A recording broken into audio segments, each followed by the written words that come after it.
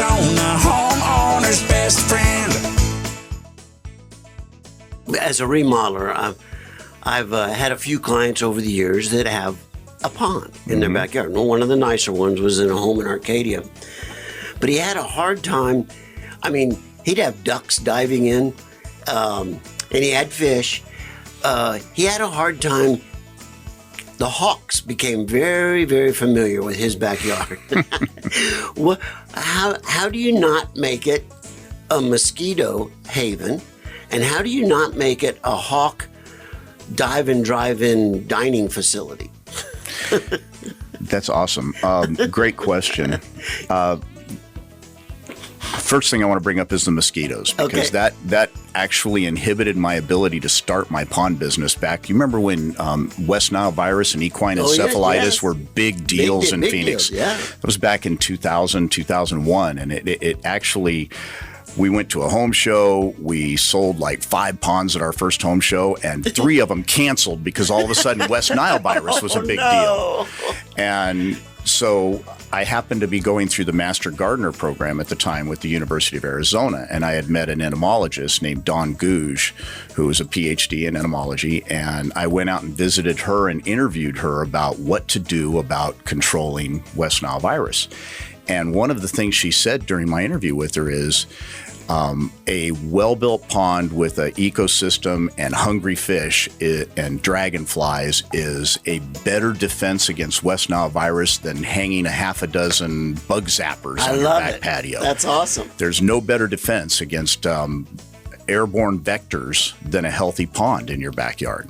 So I loved it. I wrote an article around it, which was published in the Republic shortly after that, and it actually saved my business. It kept me in the business because I was getting ready to get out. It's like, well, we're done.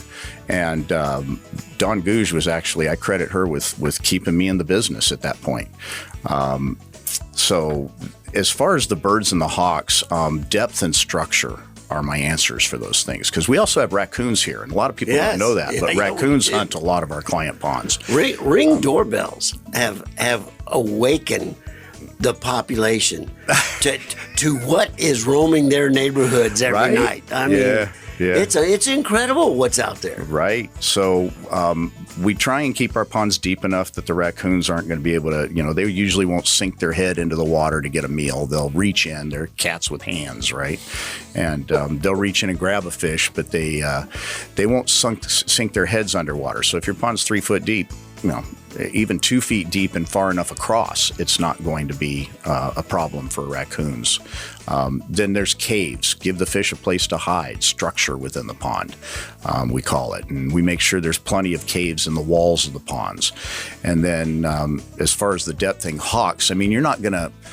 I don't know any fishing hawks. It's usually when people say that, they're talking about herons and egrets, which are the fishing birds that'll hang out on the side of their ponds. By the way, the best defense against those, in my opinion, is a dog.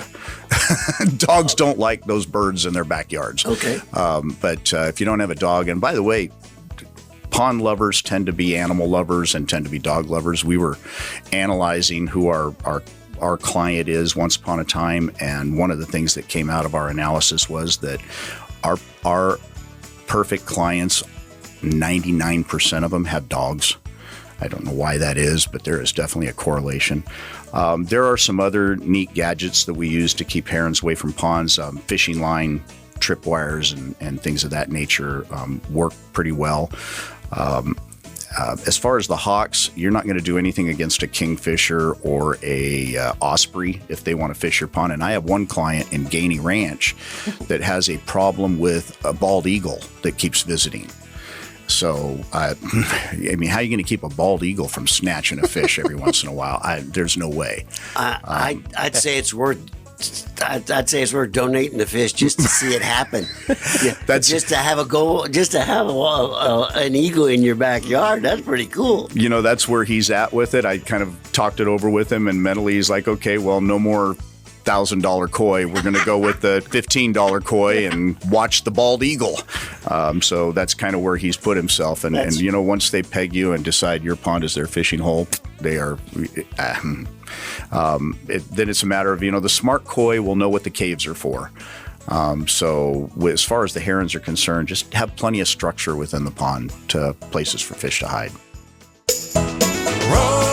Rosie on the house, every Arizona homeowner's best friend.